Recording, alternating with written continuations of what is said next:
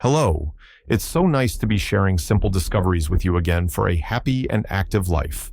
Today, we'll touch on something perhaps a bit delicate, but very important for finding our own happy and active path as we navigate life after 65.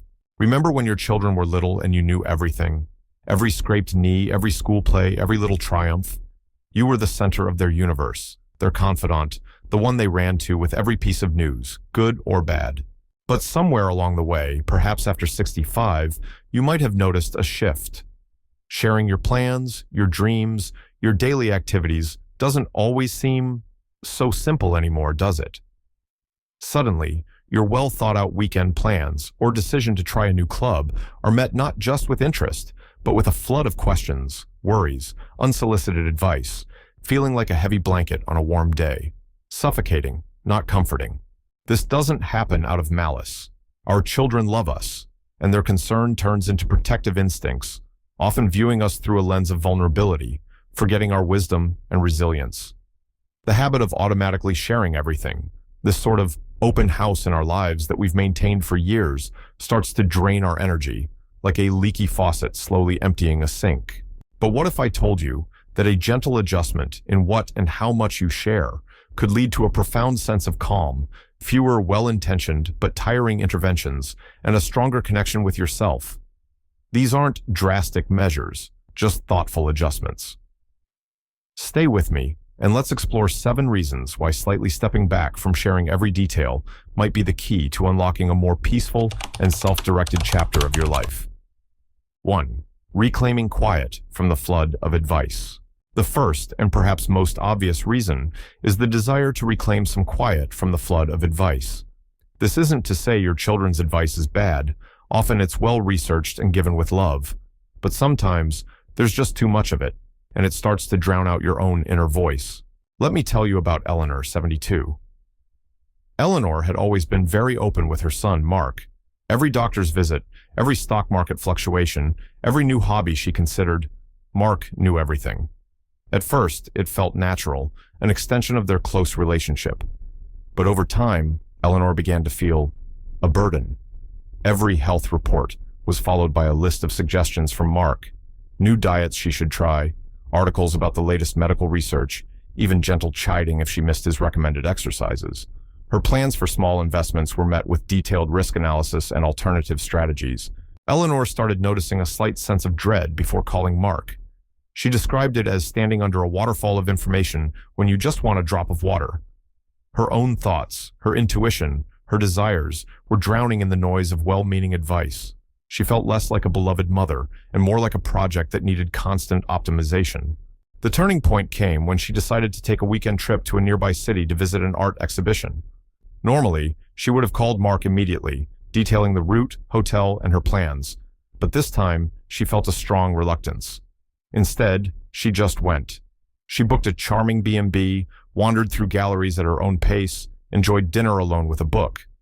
Upon returning, she simply mentioned to Mark that she'd had a lovely weekend visiting the exhibition. He was a bit surprised he hadn't known beforehand, but her calm and happy demeanor left no room for worry or advice. Eleanor felt incredible relief. It was like stepping out of a noisy room into a quiet garden. She realized that by not sharing every plan in advance, she wasn't pushing Mark away. She was simply creating space for her own peace of mind. Her stress levels dropped. She started sleeping better. Psychologically, she felt more competent, more in charge of her life. It wasn't an act of rebellion, but an act of self-preservation. She understood that her inner world needed quiet, just as much as her body needed rest. Think about it. Your mental space is like your home. You don't leave the front door wide open all the time for anyone who wants to come in and rearrange the furniture, do you? You selectively invite guests. Similarly, you have the right to selectively share your plans, especially those that require your quiet contemplation. The benefit for you? Immense. Less unnecessary stress, more mental clarity to hear your own desires and make decisions that truly align with you. Perhaps it's time to gently close that door of advice sometimes, just enough to hear your own thoughts. 2. Managing their anxiety. And often, this flood of advice we want to escape stems from another deep emotion, their worry about us. This brings us to the second important reason, the need to manage their anxiety, which inevitably spills over onto you and affects your well-being. Our children worry about us. It's natural. It's a sign of love.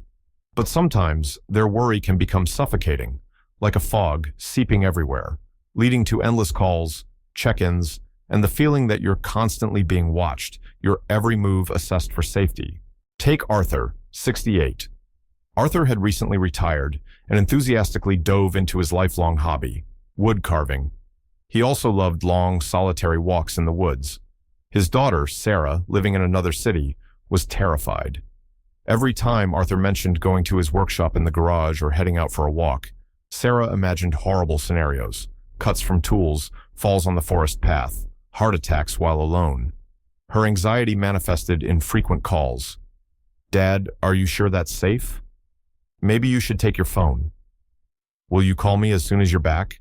At first, Arthur patiently explained his safety precautions, but over time, it became exhausting and even a bit insulting.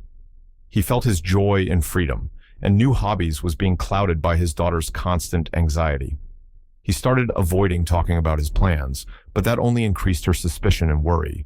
He felt stuck in a cycle: share and trigger anxiety, don't share and trigger suspicion. The solution came to him gradually. He realized that details fueled her anxiety. It was like adding logs to the fire of worry. Instead of telling her the exact schedule of his workshop sessions or his walking routes, he started giving more general but confident answers. "Yes, I'll do some work in the garage today. All precautions are taken. Planning a walk today? The weather's great. Phone's with me." He stopped giving her fuel for her what-if scenarios. At the same time, he started calling her more often just to chat about her day, the grandkids, a book he read, showing he was fine, active, and engaged in life, but not necessarily reporting on every step. Amazingly, it worked. Sarah, not receiving specific triggers for worry and hearing her father's cheerful voice in regular conversations, gradually calmed down. Her check-in calls became less frequent. Arthur felt immense relief. He could enjoy his hobbies without guilt or irritation. Physiologically, reducing this constant background stress from managing his daughter's anxiety likely had a positive effect on his blood pressure and sleep quality. Psychologically, he regained his sense of autonomy and the joy of his activities. Think of anxiety like a spark.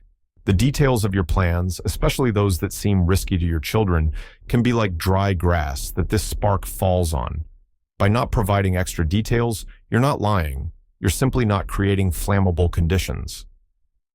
The benefit for you is clear: less stress from managing their emotions, more freedom to enjoy your life as you see fit, and, paradoxically, potentially calmer relationships with your children when they see you confidently managing your life.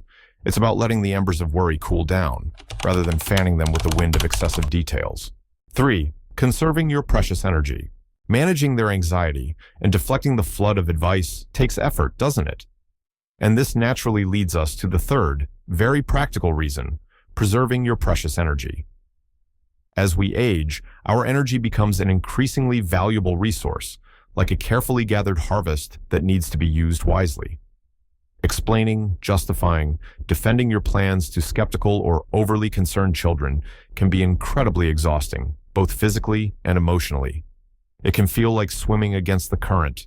You exert a lot of effort, but stay in place, or even drift backward, feeling drained. Meet Margaret, 75. Margaret is a sociable person with an active social life, a book club, water aerobics classes, regular coffee meetups with friends. Her son, David, however, thought that at her age, she should take it easy. Every time Margaret mentioned her plans, David would start an interrogation. "Mom, are you sure you need to go? The weather isn't great. Who will be at this meeting? Do you know them well? Maybe it's better to stay home and rest." Margaret had to explain again and again that she enjoyed these activities, that they energized her, that she felt great. These conversations were like climbing a steep hill. She reached the top, persuading him, or simply ending the conversation, but felt utterly exhausted. She began to notice that anticipating these conversations cast a shadow over her joy about upcoming events. The energy she could have spent enjoying life was spent defending her right to that life. One day, after a particularly tiring conversation with David about an upcoming theater trip with friends, Margaret felt completely depleted. She realized this couldn't go on. she decided to change tactics. The next time David asked about her plans for the week, she replied simply and a bit vaguely, "Oh, a couple of meetups with friends. Nothing special." When he started asking for details, she gently changed the subject. "By the way, how's that new project at work going?" She wasn't lying. She just wasn't providing details that could become fodder for worry or argument. At first, David was a bit puzzled, but Margaret firmly stuck to her new strategy. She discovered she had much more mental and emotional energy. She no longer needed to brace herself for a battle every time she wanted to leave the house. She could simply look forward to her activities and enjoy them. It was as if she had been carrying a heavy backpack full of stones, justifications and explanations, and had now left it at home. Physically, she felt less tired at the end of the day.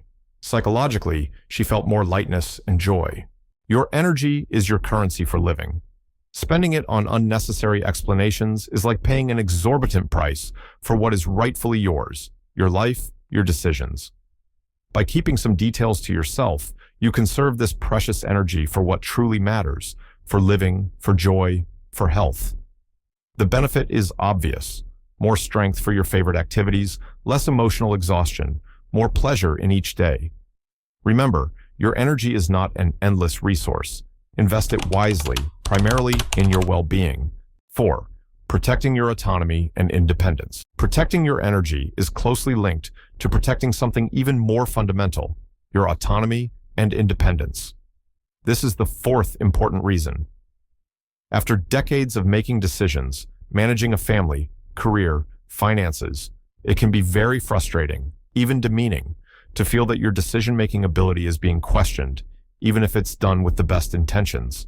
It's like an experienced captain suddenly being taught how to dock by his own cabin boys. Consider George, 70.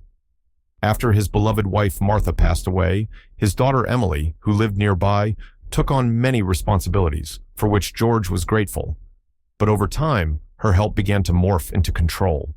She checked his bills, questioned his purchasing decisions, even tried to dictate what he should eat for dinner. George, a former engineer who always prided himself on his independence and problem-solving skills, started to feel incompetent. He felt Emily saw him not as her father, but rather as a child needing constant supervision. When he mentioned any plans, whether wanting to repaint the living room or go to a class reunion, Emily would immediately voice concerns or suggest more sensible alternatives. He felt his living space shrinking, his voice growing quieter. His self-confidence was melting like snow in the spring sun. George internalized this for a long time, not wanting to offend Emily. But one day, he realized he was losing himself. He decided to start small. He wanted to buy a new comfortable reading chair. Previously, he would have mentioned it to Emily, likely sparking a discussion about price, style, and necessity. Instead, he just went and bought the chair he liked. When Emily visited and saw it, she was surprised. "Dad, you bought a new chair?" George calmly replied, "Yes, the old one was falling apart. This one is very comfortable." He didn't justify himself or ask her opinion. Then, he decided to visit an old army buddy for the weekend, without consulting Emily beforehand. He simply informed her of his plans as a done deal. Gradually, by taking small but independent steps and not sharing plans until they were underway or completed, George began reclaiming his autonomy. It was like taking the helm of his own ship again after letting someone else steer for too long. Emily, seeing his calm confidence and successful execution of plans, gradually began to step back. Their relationship became more respectful. George felt a surge of strength and self-respect. Psychologically, this was incredibly important. He felt like the captain of his own destiny again. Sharing every plan, especially when you sense it might lead to attempts at control, is like constantly asking permission to live your life. You have every right to make your own decisions, big and small. By keeping some plans to yourself until you're ready to announce them, or even after you've carried them out, you send a clear message. I am competent, I am in control, I am living my life. The benefit for you is the restoration of your self-worth, strengthened self-confidence, and the preservation of independence, which is an integral part of a fulfilling life at any age. Don't let anyone, even out of love, take the helm of your ship away from you. 5. Preventing misinterpretations or criticism. Asserting your autonomy is a powerful step. However, Sometimes our independent choices, even when made confidently, can be met with misunderstanding or even judgment from our children. This leads us to the fifth reason, the desire to prevent misinterpretations or criticism of your plans and passions. Sometimes, what brings us joy or seems important might appear strange, unnecessary, or even inappropriate for our age to our children. By sharing every plan, we risk encountering comments that can hurt or make us doubt ourselves, dampening what should bring pleasure. Remember Brenda, 66. Brenda had always dreamed of pursuing art, but work and family took up all her time. Upon retiring, she finally enrolled in pottery and painting classes. It brought her immense joy and satisfaction, like unlocking a long-closed source of inspiration. However, her son, Peter, a very pragmatic man, considered it a waste of time and money. Every time Brenda enthusiastically talked about her classes or showed her work, Peter would ask, "How much does that cost? Why do you need so many clay pots? Maybe you should do something more useful." His comments, though not overtly malicious, carried an undertone of judgment that clouded her joy like a sun-obscuring cloud. Brenda started feeling guilty about spending money on her hobby and even a bit embarrassed by her passion. She felt like she had to justify what made her happy. One day, after another dismissive comment from Peter about her useless crafts, Brenda felt a sting of hurt and decided enough was enough. She didn't stop pursuing art, quite the opposite. She also signed up for a mosaic class. But she stopped sharing the details with Peter. When he asked what she'd been up to, she'd reply, "Oh, went to my classes, had a great time." If he asked about expenses, she'd gently say, "It's within my budget." She stopped showing him every new piece unless he showed genuine interest himself. She decided her joy was her own business, and she didn't need anyone's approval to enjoy it. It was as if she had previously displayed her raw, unfinished work for public scrutiny and criticism, and now decided to show only the finished, radiant results to those who truly wanted to see them. The result? Brenda felt much freer. She rid herself of the need to defend her choices. Her joy and creativity became purer, untainted by the anticipation of criticism. Paradoxically, Peter, seeing her calmness and happiness, eventually began to show more respect for her hobbies, even if he didn't share them. Think of your passions and plans as tender seedlings in a garden. Not everything needs to be put on public display, especially if you expect frosts of criticism. Some things are better left in your greenhouse until they grow stronger. By not sharing every detail of plans that might be misunderstood or judged, you protect your joy and your right to choose. The benefit for you is the freedom to follow your interests without fear of judgment, maintaining peace of mind, and being able to fully enjoy your passions. Your happiness doesn't require external validation. 6. Creating space for your own processing. Protecting your joy from external judgment is important, but equally important is protecting the decision-making process itself, especially when it involves something significant. This brings us to the sixth reason, the need to create space and time for your own processing and reflection. Sometimes, we simply need to be alone with our thoughts, weigh the pros and cons, listen to our intuition like a quiet but wise advisor before presenting a plan to the family council. Disclosing plans too early can lead to a chaos of opinions, emotional pressure, and interference that prevents us from making the decision that is truly right for us. Imagine Robert, 78. He lived alone in the large family home after his wife passed away. The house was becoming too much to maintain, and Robert began contemplating a move to a smaller apartment, perhaps even in a senior living community with additional services. The thought was very emotional for him. The house was full of memories, like an old photo album, each room holding its stories. He understood he needed time to think through all the logistical and emotional aspects. However, he knew that as soon as he shared this idea with his 3 children, a storm of reactions would erupt, like a sudden summer thunderstorm. One would insist he stay in the house. "Dad will help." Another would start looking for the most expensive apartments for him, and the third would worry about his ability to adapt.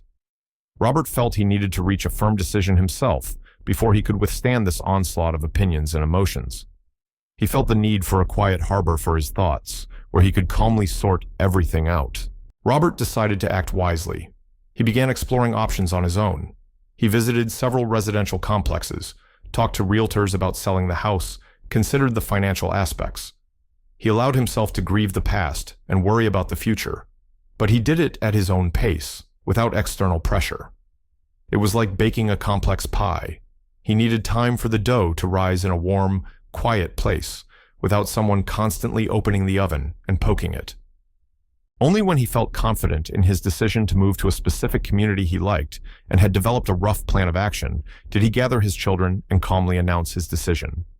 Yes, there were questions, there were emotions, but because Robert was firm and calm and his plan was well thought out, the children accepted his decision with much more respect than if he had shared his initial unformed thoughts with them. Robert felt strong and confident. He had made a major decision independently, maintaining his emotional equilibrium. When facing an important choice, whether it's a move, a lifestyle change, a financial decision, you need space for clarity. Sharing your plans too early is like trying to assemble a complex puzzle in the wind. The pieces scatter and you can't focus. By giving yourself time for solitary reflection, you allow your inner compass to point you in the right direction. The benefit for you is more considered, confident decisions made according to your true needs and desires, not under the influence of external pressure. You get the opportunity to go through the decision-making process calmly and consciously. Your wisdom deserves quiet moments for reflection. 7. Improving relationship dynamics. Finally, creating this internal space for yourself can have a surprising consequence. It can change the very dynamic of your relationships with your children for the better.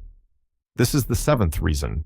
When we stop making our daily plans the central topic of conversation, we make room for something much more valuable: genuine, deep communication between adults. Instead of constantly reporting on our activities or listening to worries, we can start sharing ideas, memories, interests, supporting each other as equals, as friends sharing the journey of life. Think about Susan, 69. She noticed her weekly calls with her daughter Chloe had turned into a predictable routine. Susan would recount her plans: doctor's appointment, meeting a friend, a new recipe, and Chloe would offer advice or express concern. The conversations became functional but somewhat superficial, like exchanging weather reports. Susan missed the times they could just chat for hours about books, movies, Chloe's life, share funny stories or intimate thoughts. She felt their relationship was stuck in the caring and slightly anxious daughter, reporting, and slightly defensive mother model. She wanted more, real communication between adults, where they could both be themselves. Susan decided to try an experiment. During the next call, instead of immediately launching into her plans for the week, she genuinely asked Chloe about her new job, how the grandkids were doing, about the book Chloe was reading. She listened actively, asked questions, showed sincere interest. When Chloe asked about her plans, Susan answered briefly and positively. "Everything's fine, looks like a pleasant week ahead," and then gently steered the conversation back to Chloe's interests or shared memories. For example, "By the way, remember when we went to that lakeside cottage when you were little? I found some old photos." At first, Chloe was a bit thrown off by this shift in focus, but soon she relaxed and started sharing more about her own life, thoughts, and feelings. Their conversations became longer, deeper, and much more enjoyable for both of them. Susan discovered that by not making her plans the center of their communication universe, she had opened the door to richer, more mutual relationships. It was like transitioning from a formal report to a cozy chat by the fireplace, where both could warm themselves by the heat of mutual understanding. She felt closer to her daughter than ever before, not through reports, but through genuine human connection. By ceasing to be the main supplier of news and plans, you give your relationships a chance to grow. You shift from the role of parent who needs looking after to the role of an interesting conversationalist, a wise friend, an equal adult. This doesn't mean you stop sharing important things, but the focus shifts from your daily routines to deeper connections. The benefit for you is richer, more joyful, and more equal relationships with your adult children, based on mutual interest and respect rather than worry and reporting. It's like tending a shared garden where you both contribute and enjoy the fruits instead of just reporting on the state of your own plot. So, there you have them. 7 reasons why a slight adjustment in how we share our plans with our adult children can bring a surprising sense of peace and control over our own lives. This isn't about secrecy or alienation. Not at all. It's about the wise management of your energy, protection of your inner space, and fostering relationships built on respect and autonomy rather than habit or anxiety.